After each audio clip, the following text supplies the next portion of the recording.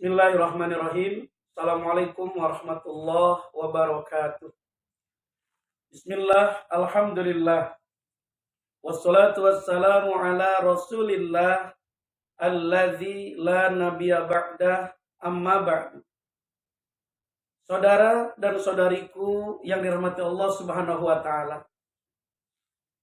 Hal yang terpenting dalam kehidupan kita di dunia ini, atau hal yang terpenting dalam kehidupan setelah dunia ini, yaitu alam kubur.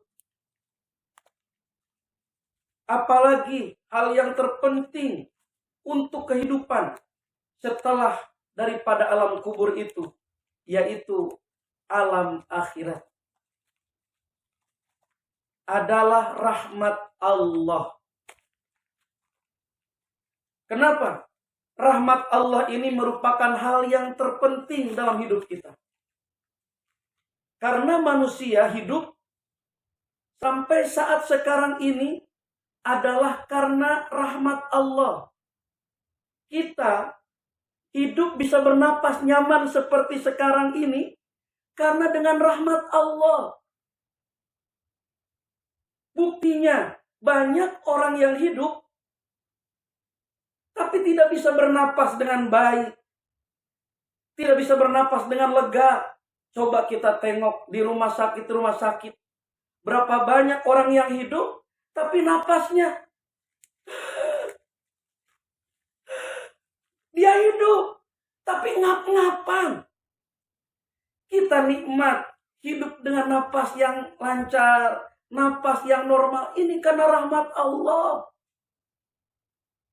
Bahkan kita bisa melihat alam yang indah, rumah yang indah, suasana teman-teman yang akrab. Itu karena rahmat Allah.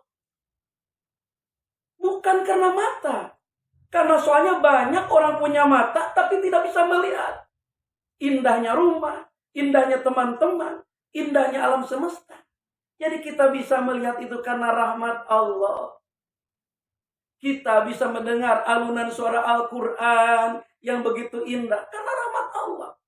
Karena ternyata banyak orang punya telinga tapi tidak bisa menikmati indahnya Al-Quran. Tidak diberikan rahmat oleh Allah.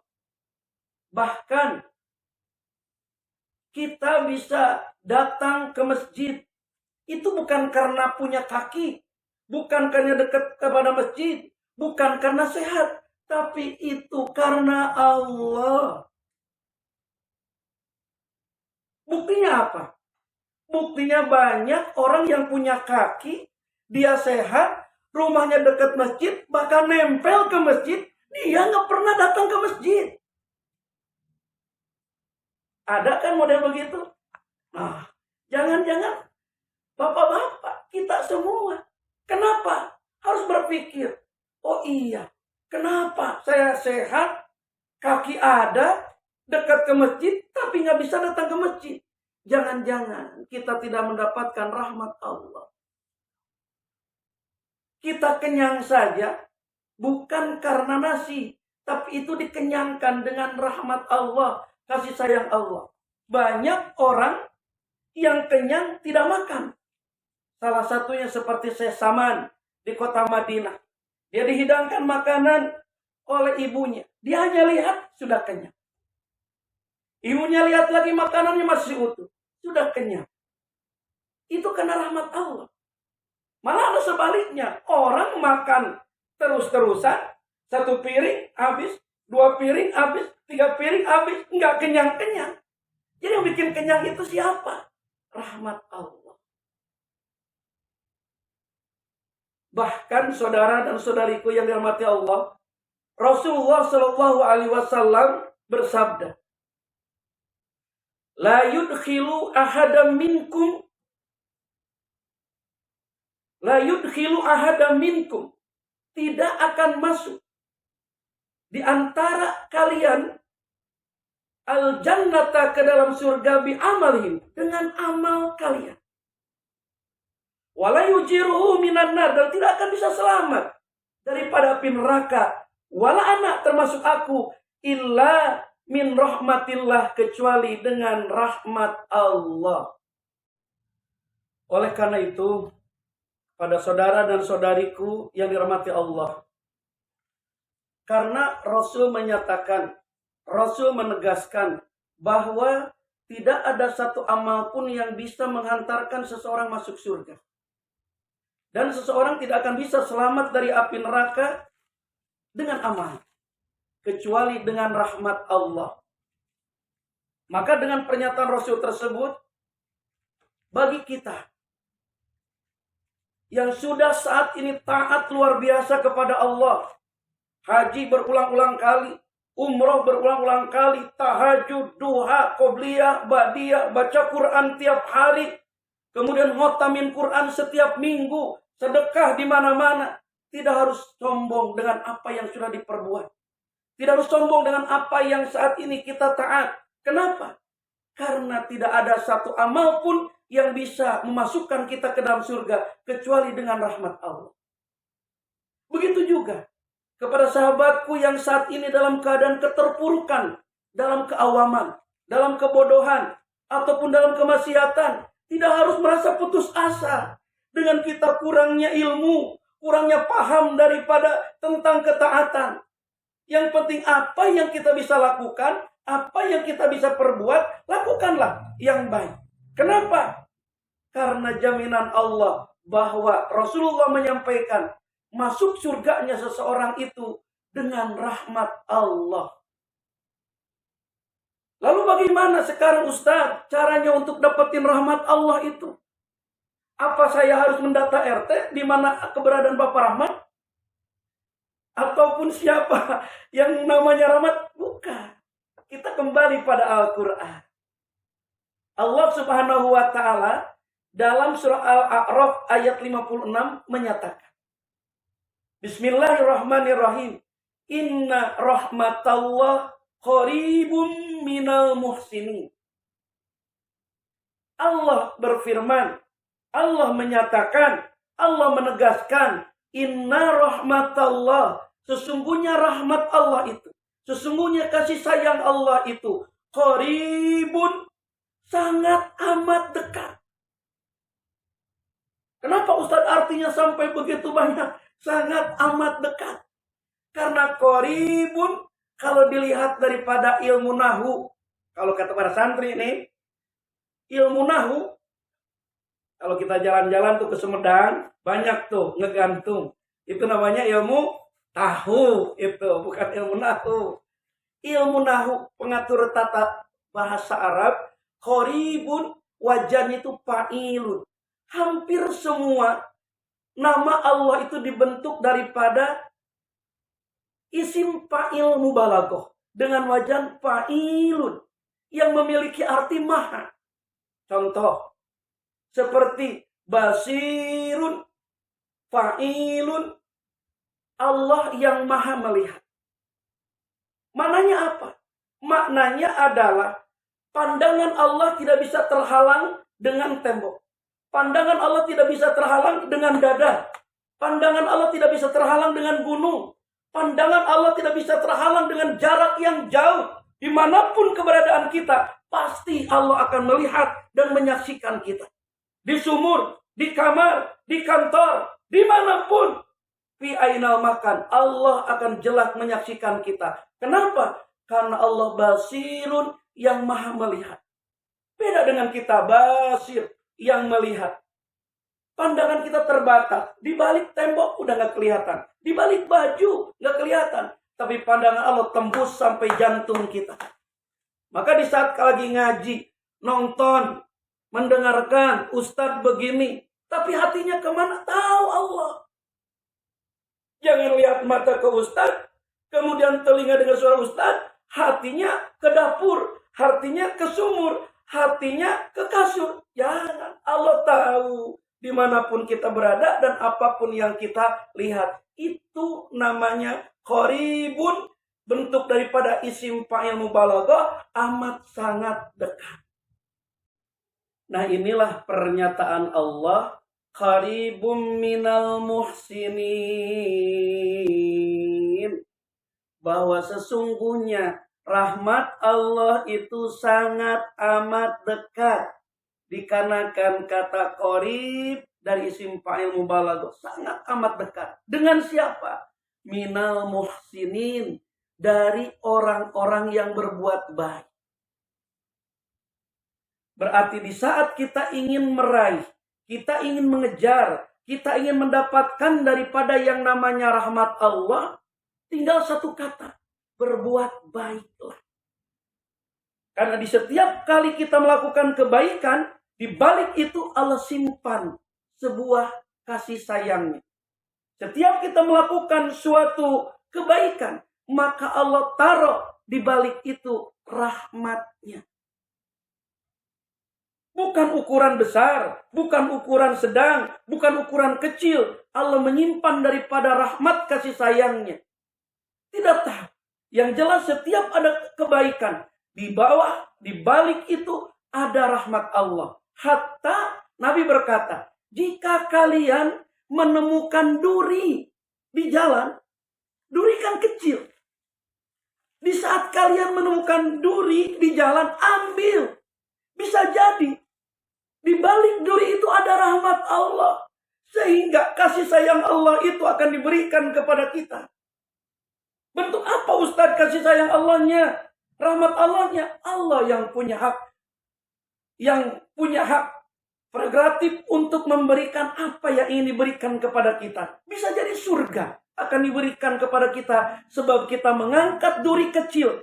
Karena kita punya hati berpikir kalau itu duri keinjak anak-anak, keinjak daripada orang, menyebabkan akan bahaya, menyebabkan penyakit, menyebabkan luka, sehingga kita ambil dan buang. Itu adalah sebuah kebaikan, dan di balik kebaikan itu ada rahmat Allah.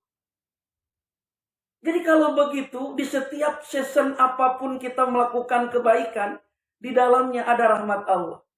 Bagi ibu-ibu, halo, bu-ibu, di saat bu ibu ke sumur atau ke kamar mandi melihat cucian numpuk karena musim hujan, senyum. Kenapa? Karena itu di balik cucian yang numpuk tersebut, jika kita cuci adalah sebuah perbuatan baik. Mencuci pakaian suami, mencuci pakaian anak, mencuci pakaian cucu. Maka di balik kebaikan itu Allah simpan daripada yang namanya kasih sayangnya atau rahmatnya. Maka harus senang. Di saat cucian banyak, ibu lihat dengan senyum. Ini dia rahmat Allah. Cuci. Karena targetnya di balik cucian itu rahmat Allah. Maka pastikan ibu jangan bikin kecewa Allah. Yang nyimpen rahmat di balik cucian tersebut. Dengan apa? Dengan mulut monyong. Cucian banyak banget. Atau target yang kita tuju di balik kebaikan yang kita kerjakan didorong dengan kekesalan ataupun dengan kedongkolan. Allah nyaksiin kita, Bu. Yang akhirnya selesai pekerjaan cucian, tubuh penuh dengan keringat, Allah nyabut rahmatnya. Kenapa? Karena gak suka melihat mulut ibu monyong. Senyum. Nyuci itu. Pak Bapak masuk masjid. Paling duluan. Ada tai ayam. Ini dia rahmat Allah. Bukan tai ayamnya rahmat Allah. Ambil itu tai ayam. Sebuah kebaikan. Mensucikan rumah Allah. Bismillahirrahmanirrahim. Diambil. Takut nanti orang yang sholat. Nginjak tuh najis. Kita bersihkan. Kita ambil. Kemudian kita sucikan. Dibuang. Supaya orang yang datang ke masjid bersih. Ini sebuah kebaikan. Yang dibalik kebaikan itu dengan membuang najis. Ada rahmat Allah. Oleh karena itu, saudara dan saudariku yang dirahmati Allah Subhanahu wa Ta'ala, yang harus kita lakukan adalah sebanyak mungkin melakukan kebaikan demi kebaikan. Sesuai dengan Allah mengatakan, fastabiqul khairat. Yang kata-kata ini sudah sering kita dengar dari dulu, fastabiqul khairat. Ayo berlomba-lomba dalam kebajikan. Untuk apa? Ini ternyata salah satu jawabannya. Karena di setiap kali kebaikan yang Allah perintahkan, Allah menyimpan rahmat di dalamnya. Di setiap kali kebaikan yang dikerjakan oleh hambanya, maka Allah menyiapkan rahmat untuk si hamba tersebut. Maka oleh karena itu, bagi kita yang saat ini sudah dalam keadaan taat, 5 waktu sudah kita berjamaah dikerjakan, kemudian qobliyah ba'diyah, duha, tahajud, baca Quran, wirid, zikir sudah rutin, ayo kita pertahankan dan kita istiqomahkan. Insya Allah di balik semua ketaatan kita itu ada rahmat Allah. Dan target rahmat Allah itu adalah Allah berikan surganya untuk kita. Baik surga di dunia, bentuk kebahagiaan. Dengan apa yang kita inginkan kita dapat. Tenang dalam rumah tangga. Bahagia di saat menyaksikan anak-anak yang dititipkan pada kita. Usaha lancar dan berkah. Masalah tidak ada. Itu kan surga dunia. Lebih-lebih Allah berikan surga yang hakiki untuk kehidupan kita abadi di yaumil akhirat nanti. Dengan rahmat Allah. Maka yang sudah istiqomah, yang sudah taat, mari kita istiqomahkan. Jangan munculkan kesombongan. Karena dengan taat, dengan kita sudah haji, dengan kita sudah ada di masjid setiap waktu, tidak ada jaminan untuk bisa masuk surga dengan amal tersebut. Kalau kita sombong. Karena masuk surga dengan rahmat Allah. Kemudian, bagi sahabat-sahabat yang saat ini dalam masa kategori awam tentang pemahaman ilmu agama, apalagi masih bergelimang dengan dosa, tidak harus putus asa. Yuk, bismillah. Kita rubah, mulai kita melakukan kebaikan. Tinggalkan keburukan itu by step by step. Apa tuh by step by step? Sedikit-sedikit. Kalau tidak bisa sekaligus, kenapa? Karena kebaikan itu, karena rahmat Allah itu disimpan di balik kebaikan. Kalau kita melakukan keburukan terus, di mana di balik keburukan itu ada rahmat Allah? Nol, tak ada. Hanya laknat, hanya azab, hanya kemurkaan Allah. Sementara hidup, kita butuh bahagia dunia, butuh bahagia akhirat. Dan itu semua tertuju pada rahmat Allah. Maka bismillah, bagi sahabat, bagi kawan yang saat ini masih bergelimang dengan maksiat, dengan dosa, tinggalkan pelan-pelan kemaksiatan tersebut. Mulai lakukan dari hal yang terkecil, kebaikan yang bisa kita lakukan. Karena di balik kebaikan itu, Allah menyimpan rahmatnya. Maka oleh karena itu, yuk kita niatkan, kita bismillahirrahmanirrahim untuk merubah diri kita. Yang sudah baik untuk lebih baik. Yang belum baik, ayo kita lakukan kebaikan. Yang tidak bisa baik, kita perjuangkan supaya kita bisa menjadi baik. Karena kita khawatir kalau tanpa dorongan dari dalam diri kita, kita akan kena ancaman daripada ayat Allah. Ar-Ra'd ayat 11. Innallaha la yughayyiru ma biqaumin hatta yughayyiru ma bi anfusihim. Sesungguhnya Allah tidak akan pernah merubah apapun yang ada pada diri suatu kaum. Karakter, kepribadian, suasana rumah tangga, ekonomi, ibadah, enggak bakal dirubah oleh Allah. Hatta yughayyiru ma bi anfusihim. Sampai kaum-kaum itu merubah dengan dirinya sendiri. Maka oleh karena itu, mari kita sama-sama dapatkan rahmat Allah dengan cara melakukan berbagai macam kebaikan. Dari hal yang terkecil, yang ada depan mata kita, cari di kanan kiri kita, depan belakang kita. Setiap ada kesempatan melakukan kebaikan, bismillah kita lakukan kebaikan itu. Karena di balik setiap kebaikan ada rahmat Allah. Saudara dan saudariku yang dirahmati Allah Subhanahu wa ta'ala. Jadi apa yang disampaikan tentang hal yang terpenting dalam hidup kita, baik kehidupan dunia, baik kehidupan kubur, sampai kehidupan akhirat, bertumpu pada rahmat Allah. Maka mari kita perjuangkan untuk mendapatkan rahmat Allah itu sesuai dengan apa yang dikatakan oleh Allah dalam Al-A'raf ayat 56. Bahwa sesungguhnya rahmat Allah sangat amat dekat dengan orang-orang yang berbuat baik. Maka oleh karena itu, kita siapkan diri di sisa umur yang ada ini untuk melakukan kebaikan demi kebaikan. Baik di lingkungan diri kita, lingkungan keluarga kita, lingkungan saudara-saudara kita, lingkungan di mana kita bertempat tinggal, lingkungan di mana kita berkantor, lingkungan di mana kita suka berkumpul, lingkungan di mana kita selalu ada dengan orang-orang lain ataupun dengan makhluk Allah yang lain. Lakukanlah kebaikan. Insya Allah, dari sekian kebaikan yang kita lakukan, ada di baliknya salah satunya rahmat Allah yang akan diberikan untuk kita, sehingga Allah akan buat hidup kita bahagia dunia, kubur, sampai bahagia di akhirat dengan diberikan surganya. Ini saja yang bisa disampaikan. Insya Allah kita akan lihat pada kesempatan berikutnya contoh-contoh orang-orang yang mendapatkan rahmat Allah dengan bentuk hal-hal yang mungkin tidak terpikir oleh kita, tapi Allah berikan rahmatnya dengan perbuatan baiknya tersebut. Insya Allah ila liqa ma'assalamah. Ini saja bisa disampaikan. Akhirul kalam. Assalamualaikum warahmatullahi wabarakatuh.